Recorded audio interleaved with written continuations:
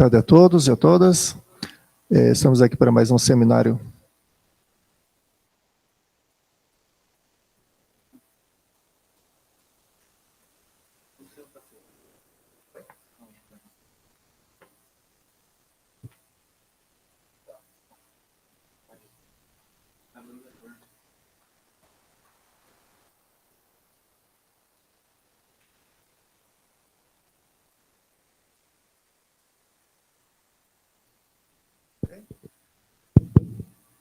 Boa tarde a todos e a todas. Sejam bem-vindos a mais um seminário do Grupo de Dinâmica Orbital e Planetologia. E hoje a gente tem o prazer de ter aqui mais um membro da casa, o Leandro. Leandro Esteves, ele é aluno de doutorado aqui, ele fez graduação em Física, mestrado em Física, aqui junto ao grupo. E agora no doutorado dele, ele passou um ano no IPGP em Paris. E ele vai apresentar aqui um trabalho relacionado ao que ele andou desenvolvendo lá. Leandro, por favor. Obrigado, Otton. Boa tarde a todos. Quero agradecer ao pessoal do grupo pela disponibilidade para apresentar aqui. Bom, como o Otton falou, como o professor Otton falou, eu fui desenvolver esse trabalho lá em Paris, fazer um estágio lá de um ano. E o objetivo inicial era só trabalhar com oceano de magma, alguma coisa desse tipo. E aí eu acabei conseguindo me aprofundar nesse tema um pouco. E a partir desse modelo surgiu a ideia de fazer um trabalho um pouco mais robusto, tá? Que é o que eu vou apresentar aqui para vocês hoje. Quem participou ontem do minicurso já viu algumas partes disso, né? Mas não viu de onde que veio essa ideia de trabalhar com isso, de fazer essa modelagem. E eu vou dar aqui meio que só um panorama. Eu não tenho nenhum resultado, tá? Isso aqui não tem nem resultado preliminar ainda, então eu só vou mostrar basicamente partes de um modelo e o que a gente tem por agora. E os resultados são mais didáticos para entender como é que funcionaria a dinâmica e como é que funcionaria o modelo em geral. E ainda tem partes faltantes ainda, então ainda tem muito trabalho a ser feito. Então, eu vou para um objetivo aqui mais geral. Então, o objetivo seria construir um modelo robusto, combinando formação planetária com um oceano de magmas e evolução de atmosferas, tá? Então, aqui a gente tem uma figura que é uma figura bem legal, que ela mostra basicamente a climatologia, né? Então, o que você tem nas atmosferas dos planetas terrestres, tá? E tem aqui o caso de alguns planetas gasosos, tá? Em relação a componentes na atmosfera, então componentes químicos, tá? Elementos químicos na atmosfera, do que a gente acredita, né? Que tenha nesses planetas, pelo menos do que a gente tem de leitura hoje em dia. E aqui, né, no fundo dessa imagem, tem basicamente diferentes regimes, tá? Onde você vai ter o predomínio de alguma característica, seja ela da atmosfera, ou seja ela em termos de divisão de elementos, ou então só em divisão mesmo de tamanho do planeta em relação à sua atmosfera, tá? Então, se a gente olhar aqui em cima, a gente tem as atmosferas primárias, tá? Então, aqui você tem os planetas que adquirem a atmosfera primária. Então, a ideia de atmosfera primária é aquela atmosfera que o planeta adquire assim que ele é formado, ele durante a fase do disco ainda. Então, você tem ali gás primordial, gás que tem a mesma composição da estrela, né? Composição muito parecida com a da estrela. E esses planetas, eles adquirem esse envelope, né? Que forma uma atmosfera, geralmente, que pode ser pequena, dependendo do tamanho do planeta, mas geralmente os gigantes contêm essa atmosfera do tipo solar. E essa atmosfera, ela é basicamente composta por hidrogênio e hélio, e ela é bastante, dependendo do planeta, pode ser bastante grande, como no caso de Júpiter e Saturno do sistema solar. Tá? E aí, esses planetas, eles têm o que a gente chama de atmosfera primária. As atmosferas secundárias já são atmosferas que acontecem para planetas geralmente rochosos, tá? Então, elas são atmosferas que, a partir do momento que o planeta perde a atmosfera primária dele, ele vai emitir uma atmosfera secundária a partir da evolução, geralmente de um oceano de magma, ou então a partir de acretar voláteis, por exemplo, a partir de outros corpos, como pequenos corpos, asteroides, cometas. E esse segundo grupo aqui, todo aqui, basicamente, né, de planetas rochosos, seriam esses planetas que apresentam essas atmosferas secundárias, tá ok? E aqui a gente tem vários grupos, né? Então, aqui no meio a gente tem a zona habitável, que a gente dividiria como zona habitável. Só explicar essa figura aqui. Então, a gente tem o raio do planeta aqui, na vertical, no eixo Y, e a gente tem a irradiação da estrela, tá? Então, imagine que a estrela estaria aqui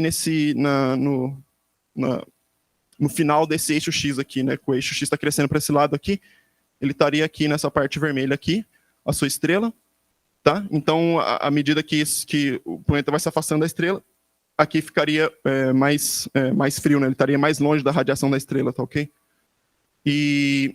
E aí, quando você tem você consegue dividir a zona habitável aqui, né? Então, tem duas regiões, uma região antes da zona habitável e uma outra região depois da zona habitável, né? Duas fronteiras ali.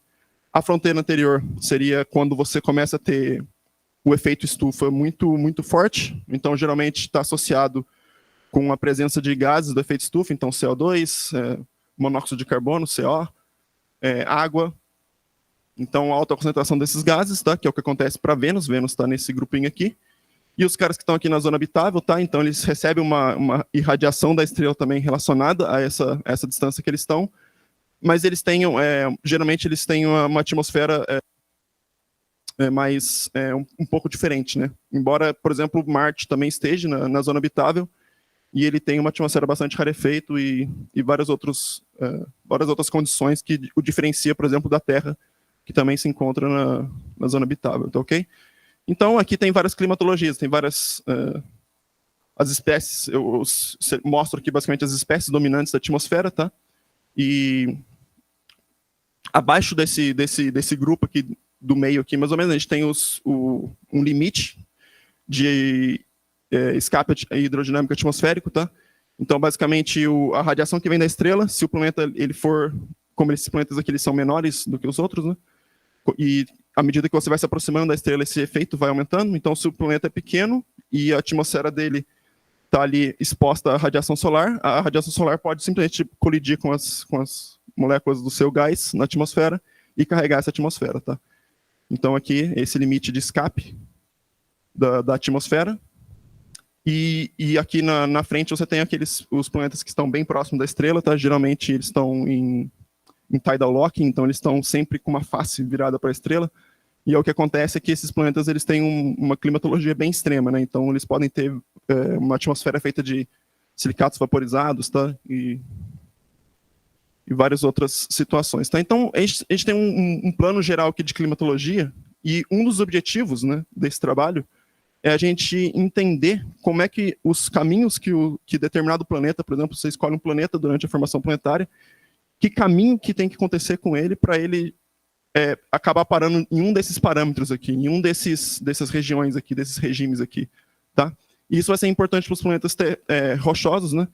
E principalmente agora porque a gente tem várias surveys, né, várias campanhas para observação e para análise espectroscópica de planetas ao redor de outras estrelas, tá? Mais para frente eu vou explicar como é que seria, eu vou explicar bem por cima como é que seria feito isso, tá? E você tem um modelo que consegue juntar a formação planetária com a produção de pelo menos de uma base para você discutir, olha, esse planeta pode ter sido formado nessa condição e por isso ele apresenta tal atmosfera hoje em dia. Isso pode ser algo vantajoso para o desenvolvimento dessas campanhas, né, de saber para onde olhar, por exemplo, para achar rastros de vida fora da Terra, ou então planetas em zonas habitáveis e coisas e tal, tá? Então, o segundo objetivo seria melhorar a predição de assinaturas espectroscópicas em atmosfera de outros planetas, tá? Então, por exemplo, a procura de água, né? Como é que a gente vai saber se determinado planeta vai ter água ou não, né? Você pode ter dois candidatos e um ser mais provável que o outro de ter água, né? Determinar provavelmente também os limites dos diferentes regimes de atmosfera rochosa, tá? Esses limites aqui, eles não são bonitinhos assim, né? Bem determinado, tá? O que eu fiz, essa figura aqui, né, é uma aproximação grosseira, né? E vai depender de cada estrela, vai depender de cada modelo que você tiver para conceber, né, os limites ali do que você chama de zona habitável, os limites onde você tem esse efeito estufa catastrófico e outros parâmetros, tá? Bom, então eu vou agora explicar basicamente por cima também o que seria o modelo, tá? Então, o ponto zero do modelo, que é uma parte que ainda a gente nem tocou ainda, porque é uma coisa que a gente já tem dados, né, de simulações de formação planetária, quem sabe, quem já viu a apresentação minha sabe que eu trabalhei bastante com formação planetária, então tipo, tem dado para teste, tá? Só que o objetivo final é a gente fazer um rastreio da dinâmica dos planetas, mas também da dinâmica das espécies químicas que você tem a partir da formação do seu disco até a coagulação, essas espécies irem parar nos mantos e nas atmosferas desses planetas. Tá? Então, o objetivo primário seria isso. Né? O objetivo primário não, o passo zero seria isso. Né? Você ter esses dados para você poder rastrear e saber o que acontece com cada um dos planetas, né? Que você tem ali no seu sistema. Tá ok? Bom, então, esse seria o ponto zero, mas eu não vou mostrar nada desse ponto zero aqui, porque é uma coisa que a gente assume que a gente já tem, né? Mas ainda tem muito trabalho para ser feito isso, né? A gente não tem nada de rastreio de química, por exemplo. Então, tem muita coisa a ser feita nesse ponto zero, mas o modelo, vamos dizer que o modelo começa aqui no 1, tá ok? Bom, impactos entre planetas durante a formação planetária. Então, imagina que se a gente rastreia a dinâmica do planeta, a gente vai ter um momento que ele vai ter uma colisão. Né? Ou então o momento que ele vai ter a última grande colisão que ele teve. Como a gente sabe, é meio que sabido que a colisão, por exemplo, ela remove a atmosfera que o planeta tinha, então se ele tivesse uma atmosfera primária, ou então uma outra atmosfera secundária, ele vai ter essa atmosfera perdida, tá? E aí o planeta que vai se combinar ali dessa colisão, desse impacto gigante, ele vai ser um planeta que vai ter um núcleo, um manto sólido, né? Ou não, né? Pode ser que ele seja só um oceano de magma, e acima desse manto, dessa parte sólida, você tem um oceano de magma que se estende até a superfície, tá? E aí o objetivo, basicamente, a gente caracteriza esse oceano de magma, né? E faz a evolução térmica dele, desse oceano de magma, que vai dar, basicamente, a solidificação desse planeta e a emissão de uma atmosfera secundária, tá? Porque nesse manto aqui você vai ter voláteis dissolvidos no seu magma, e à medida que ele vai solidificando, você vai emitir uma atmosfera secundária. Tá ok? E o último passo, né, depois que você solidificou o seu planeta, você faz a evolução térmica dele de longo período, e para você ter uma ideia também de qual que é a alteração dessa evolução de longo período na atmosfera secundária, que você possa dizer, por exemplo, qual que é o resultado, né? Qual que é a análise, por exemplo, a gente pega a análise espectroscópica desse planeta no final desse período, e ver qual que é o resultado que você tem de um planeta com essa história de formação, tá? Então, são essas... Então, para a primeira parte, né, então, para a parte 1 aqui, a gente já tem isso praticamente pronto, que seria basicamente usar um modelo de SPH. Então, esse trabalho da Nakajima 2021, eles basicamente colidem dois planetas, tá? Com várias condições de contorno. Então, por exemplo, aqui tem esse θ aqui, seria o ângulo de impacto, tá? E quando eles colidem esses dois planetas usando SPH, eles medem a temperatura das partículas, tá? Eles capturam isso através das equações de estado, né? Para cada partícula, mede a energia interna das partículas e verifica se essa energia interna é suficiente para você ter o derretimento do que aquela partícula representa do planeta, né, daquela parte do manto, ou não, né? E aí, por exemplo, aqui você tem um corpo diferenciado, então você tem uma parte de ferro e uma outra parte de silicato, tá? E a parte do manto, então aqui tem uma escala de temperatura para o manto, então a parte mais clara seria onde você tem derretimento, tá? E aqui tem essa aqui é uma versão mais direta da simulação, aqui você tem uma versão já trabalhada, já usando o modelo deles. Então, o que eles fazem eles rodam simulação de SPH e, a partir dessa simulação de SPH, eles tiram leis de escala e basicamente transformam essas leis de escala em uma escala 2D, tá? Então, basicamente 2D, você tem uma variável ali que foi generalizada, né, que foi tomada média, tá? E aí aqui você tem a comparação de como é que fica o modelo, o dado real da simulação de SPH contra o modelo que eles construíram usando lei de escala para retirar a informação da simulação de SPH. Tá?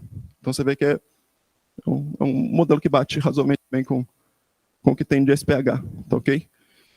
E aí, a partir da energia total, da energia interna total, né, do planeta, por exemplo, você pode ter, por exemplo, um planeta mais quente colidindo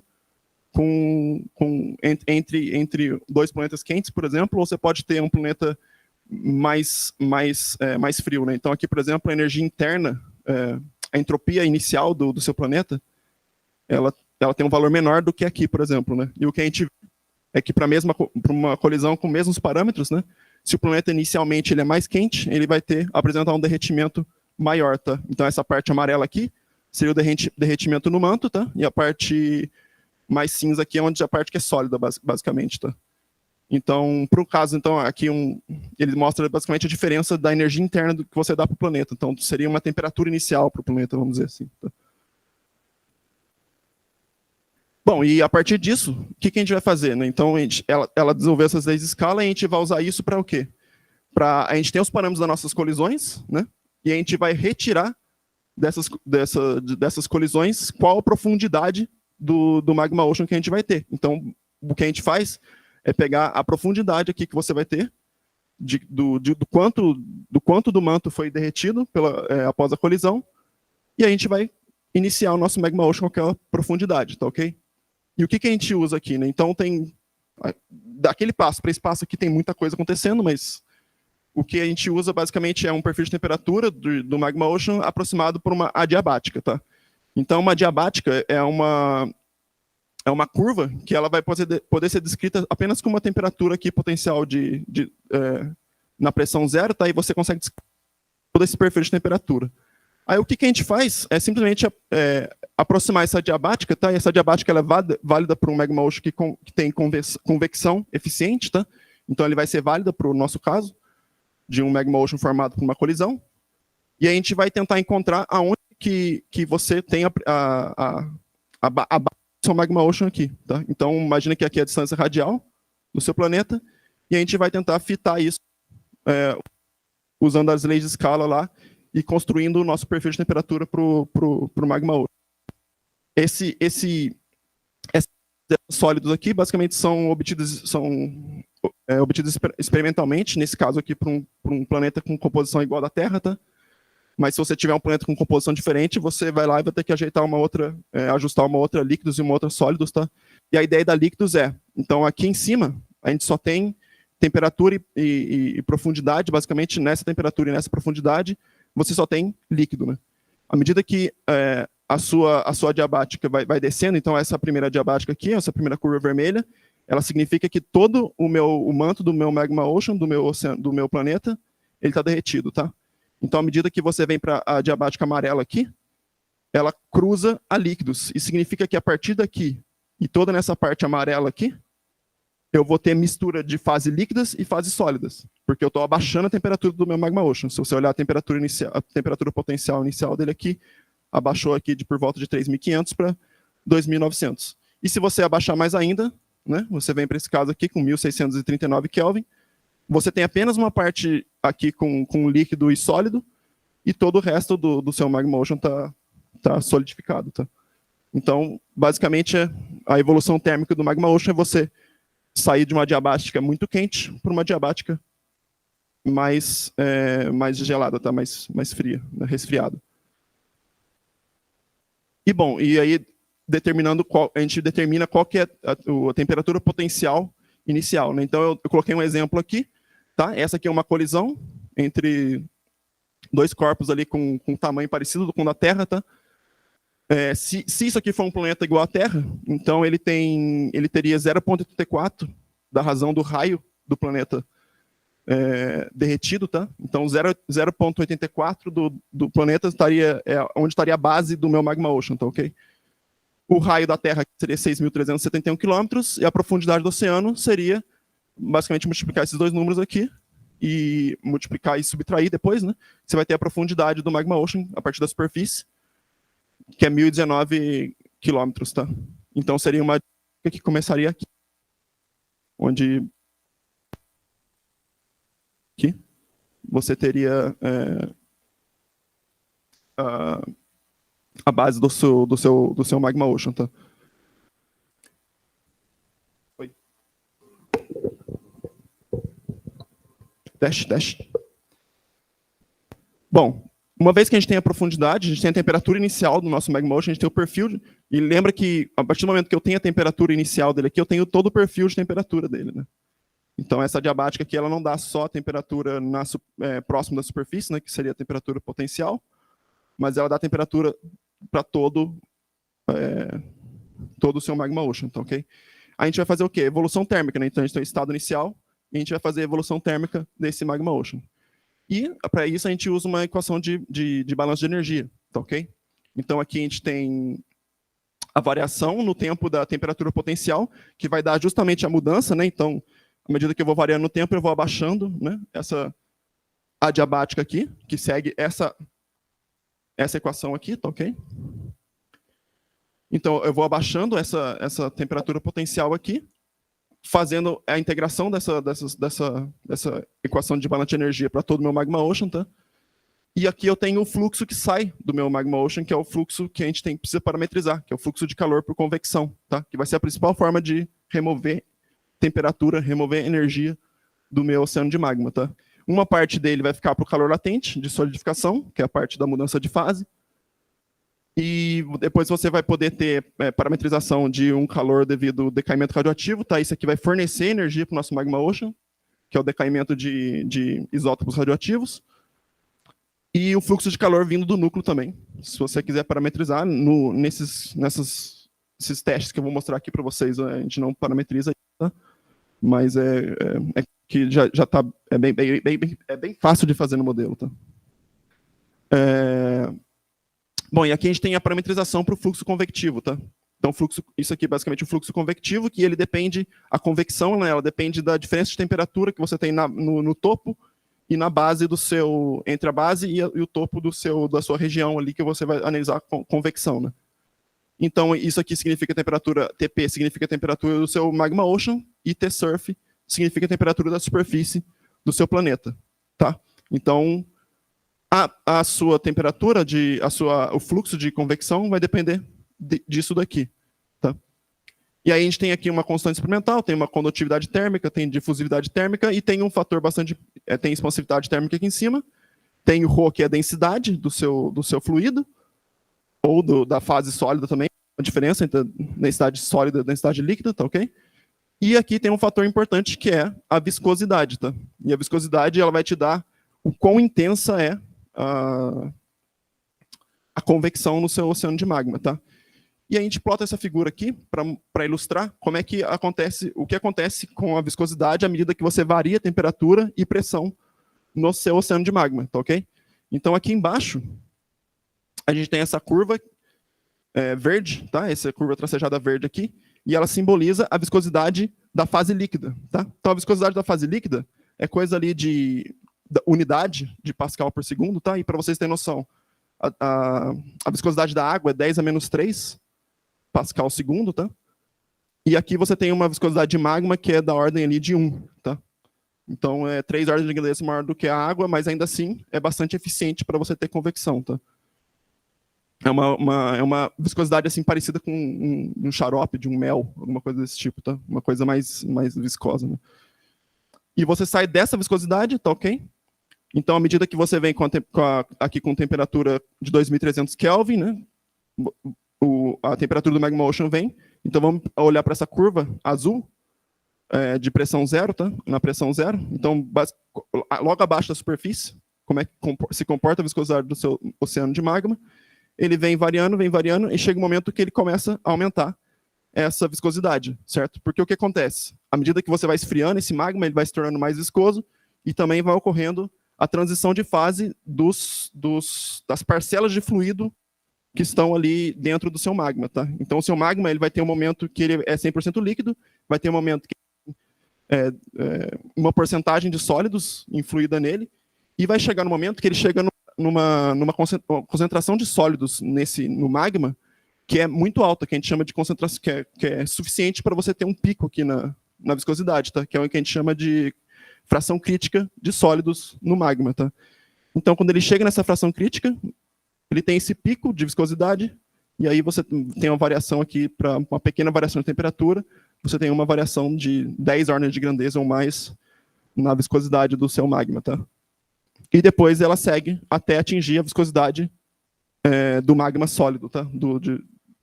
Dele totalmente solidificado, tá? E aqui você tem também a dependência para a pressão, tá? Então, se você tiver a 0 gigapascal, você tem essa curva aqui. Se você tiver a 1 gigapascal, você tem aquela curva ali, tá ok? E bom, e a partir disso aqui, então, a gente consegue fazer a simulação da evolução térmica do Magma Ocean, tá ok? Mas antes disso, a gente precisa ainda usar uma condição de contorno na superfície, tá? Porque o que acontece? A convecção estaria removendo o calor do seu oceano de magma. Só que você precisa determinar a temperatura da superfície do seu planeta, tá? E a temperatura de superfície vai depender da condição de borda na superfície. Então, se esse planeta não tem uma atmosfera, por exemplo, é muito claro que ele vai simplesmente, o Magma Ocean, o fluxo de convecção, né, o calor que vem sendo removido do seu oceano pela convecção, vai chegar na superfície, ele vai brilhar com uma temperatura térmica, né, vai emitir radiação térmica e vai esfriar o seu oceano de magma. Mas se você tiver uma atmosfera, né, essa atmosfera vai absorver parte dessa radiação e pode reemitir para baixo. Ou seja, aumentando a temperatura da superfície e diminuindo o efeito da convecção, que é o que a gente chama de efeito estufa, né? Então, isso é importante você determinar a temperatura de superfície. E como é que a gente determina a temperatura de superfície para o caso sem atmosfera, que é o primeiro caso, né, que é o caso mais trivial, tá? Então, a gente usa aqui uma equação de corpo negro para a temperatura, por exemplo, que vem do Sol. Então, a gente tem que equilibrar 3 fluxos, basicamente, tá? A gente tem o fluxo de convecção, que vem do oceano. A gente tem o fluxo de radiação solar, que vem da estrela. E a gente tem o fluxo que vai ser emitido a partir da superfície do seu oceano, que é a temperatura térmica dele. Tá ok? Que é a temperatura de equilíbrio do planeta, né? Então, se a gente calcular o fluxo que vem da estrela aqui, a gente vai ter um valor. Depois a gente vai ter a incógnita, que é a temperatura de superfície. A gente vai subtrair isso dessa, porque justamente o que sai aqui é a convecção. E aí, quando você subtrai, por exemplo, aqui, né, do fluxo que vem do Sol, você tem essa relação, tá? E isso é o que tem acima, né, o que está acima do oceano, e você iguala com o que tem abaixo, que é justamente o fluxo da convecção, tá? Então, você tem que equilibrar esses fluxos aqui, logo na superfície, e você consegue determinar qual é a temperatura de superfície do seu oceano de magma. Uma vez que você determina a temperatura de superfície, né, então, vamos para o passo inicial aqui. Imagina essa simulação aqui seria um oceano de magma de um corpo igual à Terra, tá? E ele tem a temperatura inicial de 4.000 Kelvin, tá? A temperatura potencial do Magma Ocean inicial é de 4.000 Kelvin. E aí, quando você calcula a temperatura da superfície, para esse passo inicial, você tem a temperatura ali de 1.900 Kelvin, né? Usando um planeta igual à Terra, com características, viscosidade muito parecida com o que a gente acredita que tem existido para a Terra, tá? E uma distância também da estrela de uma unidade astronômica, tá? Então, a partir do momento que você começa essa simulação, tá? Você vai passar por uma fase de resfriamento rápido, que vai durar ali por volta de milhares de anos, tá? Esse resfriamento, ele é eficiente por quê? Porque não tem nenhuma atmosfera em cima, então essa Terra ela é completamente seca, ela não tem nenhum volátil para ser expelido do Magma Ocean à medida que ele solidifica, tá? Então ele vai perder calor muito rápido, porque ele só emite radiação térmica para o espaço, e vai chegar num ponto que ele vai... Então aqui você tem a profundidade do oceano de magma, ela começa aqui máxima, tá? Praticamente a profundidade do manto da Terra, e aí, de repente, ela começa aqui a solidificar rapidamente, até virar um oceano de magma residual, tá? E essa linha tracejada aqui significa o quê? Significa a divisão entre a convecção do estado líquido, então o Magma Ocean estava líquido antes e estava conveccionando como se fosse um fluido. E a partir de agora, a convecção vai continuar existindo, só que a convecção vai ser uma convecção que a gente chama de estado sólido, que ela é bem mais lenta, né? Obviamente, porque ela acontece no estado sólido da matéria, tá? E da matéria que você tem ali no seu magma, tá? No seu manto.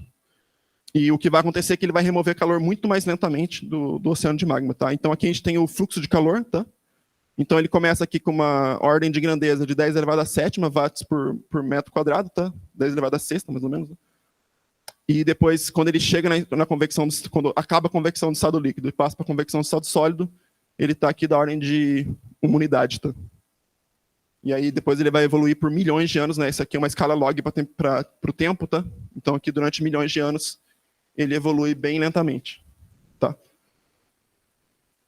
Então, basicamente é isso para o caso sem atmosfera. Para o caso com atmosfera, a gente vai usar uma aproximação que é bastante grosseira aqui. Tá? Então, imagine que é uma atmosfera apenas com uma camada, com uma temperatura associada, tá? E com uma profundidade óptica média. Tá? Então, imagina que cada um dos gases ali vai contribuir com uma profundidade óptica, e essa profundidade óptica é média, a gente só multiplica isso numa função para você diminuir, basicamente, o quanto que o planeta emite a partir da superfície. Tá? Então, essa aproximação grosseira, o que ela mostra? Aqui, o que a gente precisa implementar, além disso, no nosso Magma Ocean também? A gente precisa de leis de solubilidade, porque o que a gente vai fazer? Agora, o Magma Ocean ele vai emitir uma atmosfera. Então, ele tem ali fluidos diluídos no seu magma líquido, tá? Ele tem voláteis diluídos ali dissolvidos no seu magma líquido. E a partir do momento que você começa a solidificar esse oceano, a capacidade do líquido de guardar esses voláteis, ela é bastante menor do que a capacidade que o sólido tem de reter esses voláteis na estrutura cristalina. O que acontece é que, quando você faz o balanço de massa, a partir do momento que o Magma Ocean vai solidificando, esse gás vai escapar do seu oceano de magma e vai para a sua atmosfera. Ok? Então, que é o que a gente justamente encontra aqui nas pressões parciais. Então, a gente colocou aqui no nosso oceano, a gente dissolveu CO2 e água nele. Tá? Então, no começo da vida dele, é o mesmo oceano de magma para a mesma Terra, começando a 4.000 Kelvin de temperatura, só que agora essa Terra tem água e CO2 no magma dela. Tá ok? E aí, a partir do começo, então, esse aqui é o começo da simulação. Então, você já tem aqui uma parcela de CO2 na atmosfera, isso aqui é a pressão parcial da sua atmosfera, tá? Então, uma parcela de CO2 está aqui na sua atmosfera e, basicamente, nenhuma água está na sua atmosfera. Só que, a partir do momento que você vai solidificando o seu oceano de magma, tudo que estava preso na parte líquida do seu oceano de magma vai para a atmosfera. Então, você constrói aqui uma atmosfera com 225 bar de água e ali 100, mais ou menos por volta de 100 bar de CO2, tá? E por que tem essa diferença do início aqui de CO2 e água? Tá? É porque simplesmente o magma tem capacidade, o CO2 ele não gosta de ficar na fase líquida do Magma Ocean. Tá? Então ele não fica preso, ele não fica muito bem dissolvido no magma. Tá, okay? Diferente da água, que a água fica bem dissolvida lá, e só depois que ela é emitida para a atmosfera, quando você começa a diminuir a profundidade do Magma Ocean rapidamente. Tá? E aqui se você calcular qual que é o feedback dessa atmosfera na temperatura de superfície. Como é que você calcula isso? Você calcula, nesse modelo grosseiro aqui, você calcula simplesmente calculando essa emissividade da atmosfera. Então, a emissividade da atmosfera agora vai depender da profundidade óptica causada pela água e pelo CO2. Tá? Essa profundidade óptica vai depender de quanto de massa que você tem na atmosfera. Tem uma outra equação aí no meio disso tudo, que vai te dar a relação do quanto de água e quanto de CO2 que você tem com relação a qual é o rebote, qual que é o feedback que isso vai dar no efeito estufa que você vai ter na superfície do seu planeta. Tá ok? Então, esse efeito estufa é eficiente, porque aqui a temperatura de superfície, né, que era 2.900 Kelvin, mais ou menos, ali para o caso sem atmosfera. Para o caso com atmosfera, ele vai lá para 3.900. Tá? Então, ele sobe 1.000 graus ali, 1.000 Kelvin. Né? E à medida que o Magma Ocean vai evoluindo, uma coisa também que dá para perceber com relação ao caso anterior é o quão rápido que ele chega nessa fase de convecção do estado sólido. Né? Então, aqui antes, ele chegou dentro aqui de milhares de anos. Né? Nesse caso aqui, você já está falando de centenas de milhares, tá? Porque aqui a escala é milhão, então seria aqui 10 a primeira. Então, você está falando de centenas de milhares de anos e contra milhares de anos sem atmosfera, tá? Então, a atmosfera também prolonga a vida do seu oceano de magma, tá ok? E aqui você vê o fluxo convectivo também, o que acontece, como é que ela prolonga a vida do do seu oceano de magma, porque ela derruba, né, a eficiência da convecção no seu oceano de magma. Né? Então, a eficiência de convecção aqui era 10 à sexta, 10 à sétima, aqui agora ela é 10 à quinta. Tá? Então, quase 2 ordens de grandeza menor. Só que essa ilustração que eu estou trazendo aqui, né, esse teste que eu estou trazendo aqui, ele não é uma aproximação boa, tá? É uma aproximação bastante grosseira de uma atmosfera bastante simplificada. O objetivo para o nosso modelo, né, é usar uma atmosfera mais sofisticada. Tá? Então, para o caso agora que é uma aproximação chamada de TrueString, tá? Então esse aqui é um código open source chamado Helios, e ele faz, basicamente, ele calcula, ele divide a atmosfera em vários layers, tá? em várias camadas. Então, por exemplo, isso aqui é uma amostra de uma simulação do Helios. Tá? Então aqui você tem de 0 até 100, cada um desses pontos aqui são uma camada da atmosfera. Tá? E ele é chamado de um código de equilíbrio radioativo convectivo. Tá? Isso porque ele basicamente calcula o quanto de radiação cada camada da atmosfera absorve e emite para a camada adjacente. Tá, okay? Então ele é two-string porque tem uma radiação que sobe e uma radiação que desce. Né? Então, daí você consegue meio que calcular o perfil de temperatura e pressão da sua atmosfera. Tá? Quanto mais gases você tem na sua atmosfera, maior a pressão. Então, você varia aí, você aumenta a quantidade o tamanho da sua atmosfera acima do seu planeta. Né? E se ela estiver mais quente também, você tem uma densidade menor, então ela também tende a expandir. Né? E esse código consegue rastrear muito bem o perfil de temperatura e pressão da sua atmosfera.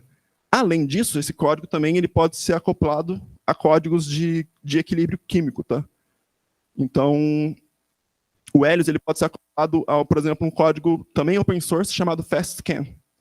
Tá? E o FastScan é um código que calcula o equilíbrio químico do gás para determinada pressão e temperatura. E, como eu falei para você, o Helios determina bem a pressão e temperatura da atmosfera, evoluindo ela, né, calculando ali os fluxos, o fluxo de radiação que sobe e que desce, e calculando também a convecção nessa atmosfera. Tá?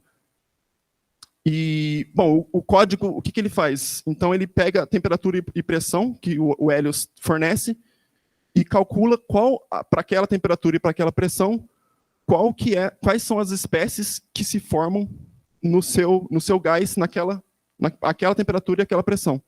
Tá, ok? Então, aqui, por exemplo, a gente tem uma variação de temperatura. Tá? Então, as linhas tracejadas seria de um pedaço da atmosfera que está a 1900 Kelvin, e a linha sólida seria uma atmosfera que estaria ali 1500 Kelvin, um pedaço da sua atmosfera. Tá? A gente está olhando para um ponto da atmosfera. Nesse ponto da atmosfera, vamos dizer que a gente tem a mesma salada de elementos químicos. Tá? Então, a gente tem H, a gente tem C e a gente tem O. Tá? Então, a gente tem hidrogênio, carbono e oxigênio. Tá? E a gente vai olhar aqui só para essas espécies. A gente vai poder formar outras espécies. Tá? Porque o FastScan ele tem uma combinação infinita de espécies que você pode formar, minimizando a energia livre de Gibbs, tá? Que seria, quimicamente falando, que você está conservando, tá? Tanto a energia de reação, quanto assumindo que as reações acontecem quase que instantaneamente também. Tá? Tem uns poréns. E o que é legal de ver aqui nesse gráfico aqui? Né? Então, aqui você tem a razão de mistura. O que significa a razão de mistura? Simplesmente a parcela da massa do seu gás que é composta por determinada substância. Tá? Então, isso seria a razão de mistura. E aqui seria a pressão. Tá? Então, aqui a pressão varia nesse eixo aqui de cima. E a pressão aqui, você pode imaginar que seria simplesmente a altura que você está na atmosfera. Então, a pressão máxima, que é aqui embaixo, seria a sua superfície. A superfície do seu planeta. Que é a pressão mais alta possível que você vai ter na sua atmosfera. A pressão mais baixa possível é o topo da atmosfera. E até o momento que você não tem mais uma atmosfera definida. Né? Então, se você olhar para a base da sua atmosfera, então aqui nos primeiros valores aqui, né, a 1900 Kelvin e a 1500 Kelvin existe uma diferença. Né? Então, existe uma diferença aqui para o CO, então para o monóxido de carbono. Então, a 1900 Kelvin você tende a formar mais monóxido de carbono e, por exemplo, você tende a formar mais oxigênio. Tá? Então, essa é, por exemplo, uma diferença que você encontra na base da atmosfera. Mas se você for, por exemplo, subir na sua atmosfera e ir para a região de baixa pressão, você tende a formar, por exemplo, uma temperatura maior, muito mais hidrogênio, né? H2. Você vê que ele descola aqui da curva com menor temperatura, e você forma uma quantidade razoavelmente, isso aqui está em log, tá? Então, uma quantidade razoavelmente maior, tá? E você também tem menos formação de água. Então, bem próximo do topo da atmosfera, você tem muita pouca água, tá? Para o caso com temperatura de 1900 e para o caso de temperatura de 1500 aqui também que não muda muita coisa, tá? Então, por exemplo, isso aqui não é nenhum resultado, tá? Isso aqui é basicamente mostrando como é que funcionaria o acoplamento desses dois códigos e a importância de você ter um código de equilíbrio químico para você ter a distribuição de moléculas na atmosfera que justifiquem você investir num outro código também que te dá um perfil de temperatura legal, que te dá uma coisa legal. E para que tudo isso aqui, né? Para que eu estou simulando, vendo o que eu tenho na minha atmosfera? Porque isso vai ser importante para a profundidade óptica de cada uma das camadas da atmosfera. E a profundidade óptica vai me dar o quanto de radiação que consegue sair do planeta em relação ao quanto que fica presa no que a gente chama de efeito estufa, tá? E também vai ser importante para eu analisar, no final, né, a espectroscopia da atmosfera. O que a atmosfera produz de espectro, né, que vai justamente depender das espécies que estão nela aqui, emitindo radiação, tá? Interagindo com a radiação térmica. Tá? Então esse código aqui ele vai ter também dissociação molecular, tá? Vai ter outras features aqui interessantes também para a gente. Tá? E a análise espectroscópica, basicamente, é quando a gente vai... Imagina que se depois que a gente tiver... Então, isso aqui é basicamente o último passo que a gente teria do nosso modelo, tá? Seria acoplar o Helios e esse código de equilíbrio químico no oceano de magma. E aí, se a gente tiver a evolução do oceano de magma, a gente vai ter a espectroscopia dele para cada ponto dele. O que vai importar para a gente vai ser o ponto final, né? Basicamente, né? O final da vida do Magma Ocean, para a gente saber que espécies que a gente vai ter lá dissolvido nele, tá? Vai ter lá nessa atmosfera. Uma vez que a gente sabe as espécies que tem na atmosfera, né? A gente pode fazer análise espectroscópica. E como que é feita a análise espectroscópica da atmosfera, por exemplo, de um exoplaneta, né? Então, você teria aqui uma estrela que você vai lá observar o planeta transitando na frente dela, tá? Então, você tem aqui o seu satélite, ele está olhando para a estrela, tá? Então, tem uma coisa que chama o eclipse primário, né? Que é quando o corpo passa na frente da estrela, e é o que acontece. A luz que sai da estrela atravessa a atmosfera do planeta e chega até a gente. Quando a luz da estrela atravessa a atmosfera do planeta e chega até a gente está vendo a emissão da estrela, então é o espectro da estrela, perturbado, né? Tendo as quedas de absorção dos elementos que estão na atmosfera do planeta. Né? Então, você está vendo um espectro de transmissão, ok? Que é justamente essa figurinha aqui. Né? Então, você tem aqui a estrela, não tem o trânsito por enquanto, aí você vai ter o trânsito, aí, na verdade, já está tendo trânsito aqui, só que você não chegou na parte da atmosfera, então, quando você tem a parte da atmosfera aqui, você tem uma variação aqui, né, por causa dos raios atravessando a atmosfera, e é aquilo ali que você vai medir para saber que tipo de gases que você tem na atmosfera daquele exoplaneta, tá? Então, isso aqui é o espectro de transmissão do planeta. E existe também o eclipse secundário, que é quando o planeta vai para trás, ele está indo para trás da estrela, e você, olhando para a estrela, você consegue ver, se você tapar a estrela, né? Então, quando ele está quase eclipsando ali a estrela, né? Se você tapar a estrela, você vai ver a emissão que vem daquele planeta. E então esse aqui seria o espectro de emissão do seu planeta, tá? O que sai da estrela bate no planeta e depois é transmitido para você de volta. Então seria um espectro de emissão e isso aqui é um espectro de transmissão, tá, ok? E aqui, por exemplo, tem uma figura que acho que está horrível para enxergar, mas basicamente aqui ela mostra que no espectro, então aqui você tem um espectro de os comprimentos de onda, né, do seu espectro. E aí você tem aqui o que cada faixa do seu espectro corresponde. Né? Aqui, por exemplo, você tem água, aqui você tem... Nossa, está horrível enxergar isso. Nem daqui eu enxergo. Acho que aqui é ácido sulfúrico. Bom, você tem várias espécies aqui quando você pega o espectro desse planeta, né? Você pega o que você recebeu desse planeta, e você vai olhar para as assinaturas que cada molécula causa. Tá? Então, cada molécula vai ter uma absorção em determinado comprimento de onda, e a partir disso você vai conseguir identificar quais são as moléculas que você tem naquela atmosfera lá, né? Você vai conseguir, pelo menos, supor, né, o que você tem pelas quedas que você vai ter, né, da absorção, tá? Porque você conhece também o espectro da estrela, né? Você conhece bem porque você está observando a estrela. Então, quando você pega aquela luz que passou pela atmosfera do planeta, você sabe quais são as quedas que você vai ter para determinadas moléculas a partir disso, tá, ok? E aqui é um exemplo da análise espectroscópica que é o que o Helios mesmo fornece. Tá? Então, o Helios ele é capaz de fornecer tanto o eclipse primário quanto o secundário. Então, tanto o espectro de emissão quanto de transmissão pela atmosfera do planeta. Tá? E isso dado que você tem uma estrela no Helios também. O Helios também faz o cálculo disso. Ele calcula que a radiação que você está emitindo, né, que está sendo transmitida pela sua atmosfera, é a que vem da estrela que você define na sua simulação, tá, ok? Então aqui a gente tem, por exemplo, essas linhas pontilhadas aqui, seriam a radiação de corpo negro para determinada temperatura. Então imagina que o seu planeta está a determinada temperatura. Então vamos ao caso vermelho aqui. O planeta está a temperatura de superfície de 2.900 Kelvin, tá? Só que daí o que eu faço? As temperaturas de superfície é o que vai emitir a radiação térmica, tá, ok? Aí o que eu faço? Eu coloco uma atmosfera acima disso de 300 bar, tá? Então aqui não é espectro de transmissão, tá, ok? Aqui é só radiação térmica que sai do planeta, tá? Eu não estou olhando para o espectro de transmissão dele, então eu não estou como se eu tivesse um satélite olhando para o que sai da estrela e atravessa a atmosfera, tá? Eu estou olhando só para a radiação térmica que sai do planeta, tá, ok? Então, olhando só para a radiação térmica que sai do planeta, a gente vê as linhas de absorção, por exemplo, da água, tá? Porque aqui eu só tenho água na minha atmosfera, tá, ok? Temperatura de superfície, então uma temperatura de superfície menor, eu vou ter a queda aqui para essa linha sólida, né, que tem essas quedas aqui. Você tem essa absorção, né? E aí, para uma diferença de temperatura, por exemplo, você tem toda uma cadeia aqui, né? Toda uma cadeia de comprimento de ondas aqui que não tem absorção por causa simplesmente que você não tem essa temperatura na emissão térmica do seu planeta. Isso vai servir também quando você tiver a temperatura bem baixa aqui, que é 500 Kelvin, tá?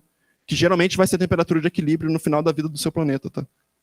Então, o que você vai ter aqui para observar vai ser bem pequeno, tá? E aí tem a diferença também, porque o caso azul aqui, você tem uma temperatura menor de superfície, mas também tem uma quantidade de água menor, né?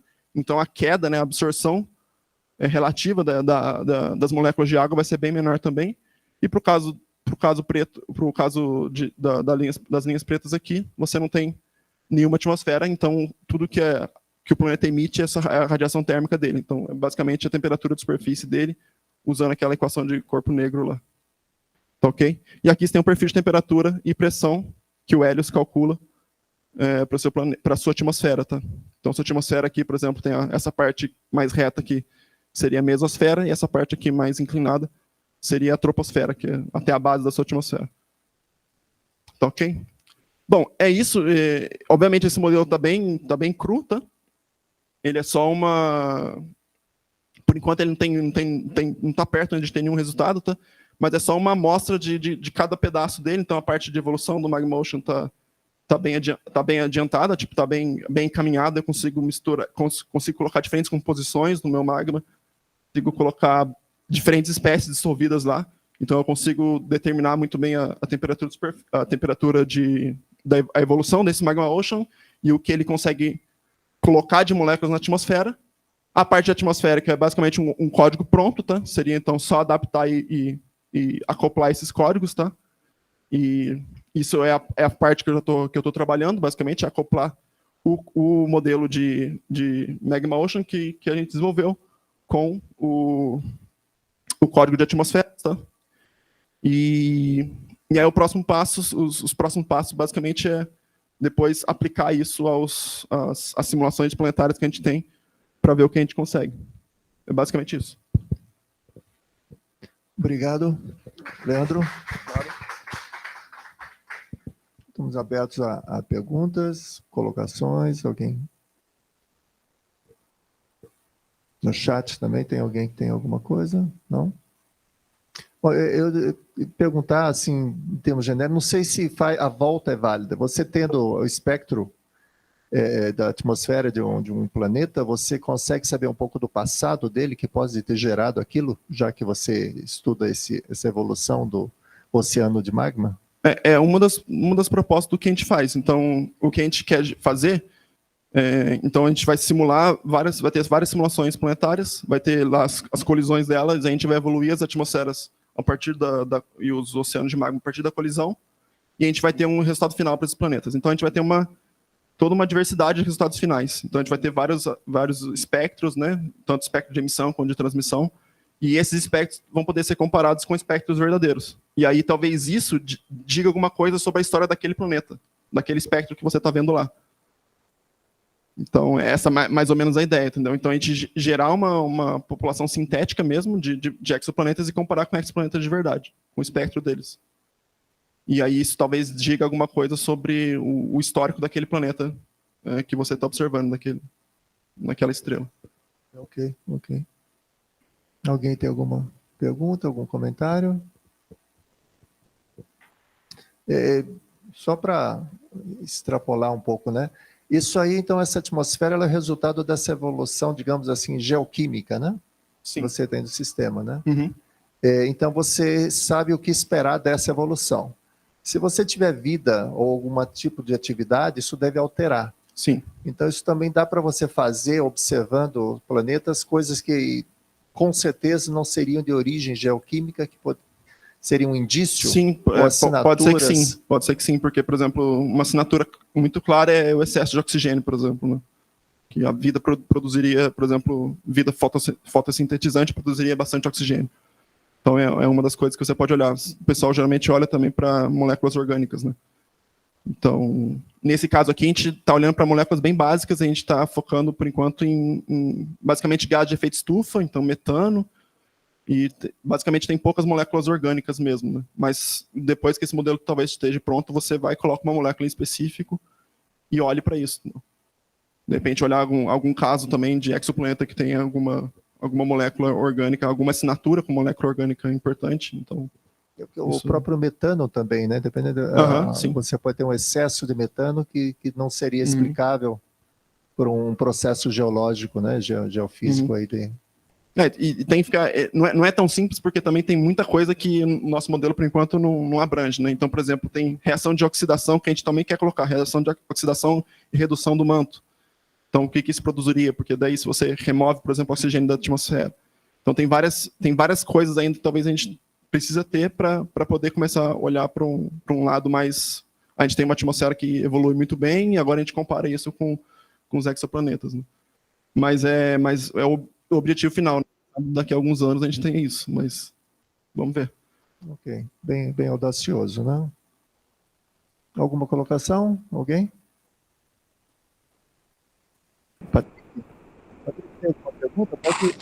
Eu gostaria. Parabéns, Leandro, pelo trabalho. Muito interessante, apesar de que para mim é um pouquinho nebuloso compreender cada detalhe assim, mas eu gostaria de perguntar um negócio sobre o FastChem.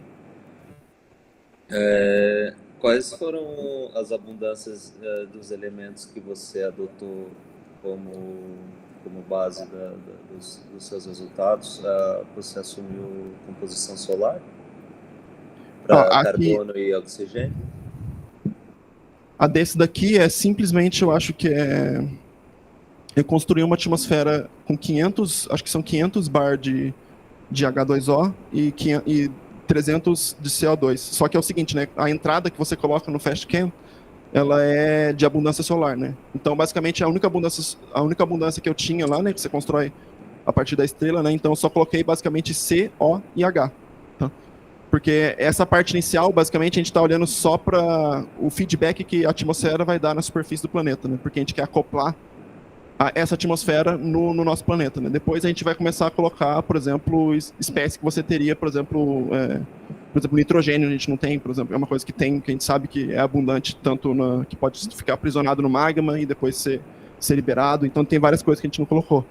Mas, e depois talvez, provavelmente também a gente tentar, isso vai depender também da história do planeta, né? De onde ele acretou gás, ou então de onde que ele ele acretou matéria, né? E aí a gente vai colocar talvez os silicatos relacionados à região que esse planeta acretou, tá? E aí a partir desses silicatos a gente vai ver quais gases a gente vai querer formar na atmosfera, a gente vai permitir ele formar na atmosfera, tá?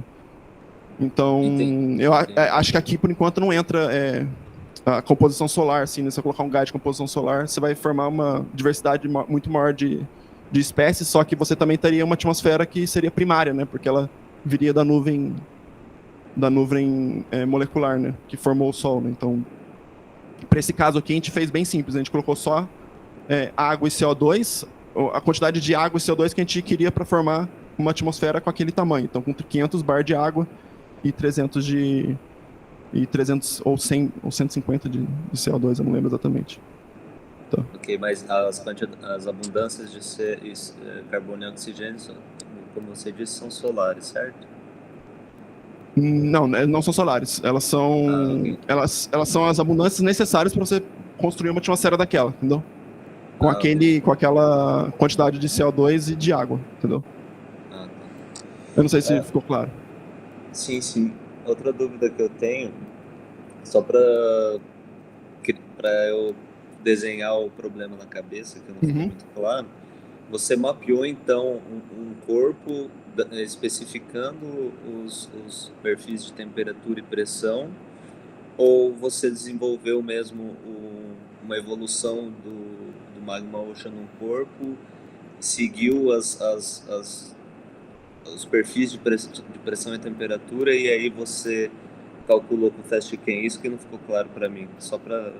Então, é o seguinte, o FastChem aqui ele vai ser acoplado a um código de atmosfera, né? Então, ele basicamente vai funcionar só para a atmosfera. A parte do Magma Ocean, eu rastrei a química dele de outra forma. Eu rastrei a química dele pelo processo de solidificação e pelo processo de outgassing, né? de escape de gases, né? A partir da solidificação também. Então, dessa forma que eu rastrei a química dele por enquanto. Da atmosfera, a gente usa o código Helios, que basicamente ele calcula o perfil de pressão e temperatura, né? Então, o perfil de pressão e temperatura que eu coloco no FastChem é basicamente o perfil de temperatura que o Helios calcula a cada instante da minha simulação. Então, para cada instante do meu Magma Ocean, eu vou fazer uma simulação do Helios, né? E vou fazer uma simulação do FastChem, mas na verdade, depois eu posso até comentar com você como é que eu faço isso, né? Que eu uso inteligência artificial para poder abreviar, não precisar ficar calculando para todo momento, né? Então, para cada passo eu teria uma simulação do Helios, então teria uma determinação de um perfil de temperatura e pressão na atmosfera, e a partir dessa temperatura e atmosfera, eu vou e calculo quais seriam as abundâncias, quais seriam as mixing ratios no FastChem. Não sei se ficou claro. Ficou. Obrigado. Parabéns. Valeu. Obrigado, Patrick. Mais alguém? Alguma outra colocação? Então, agradecer novamente ao Leandro.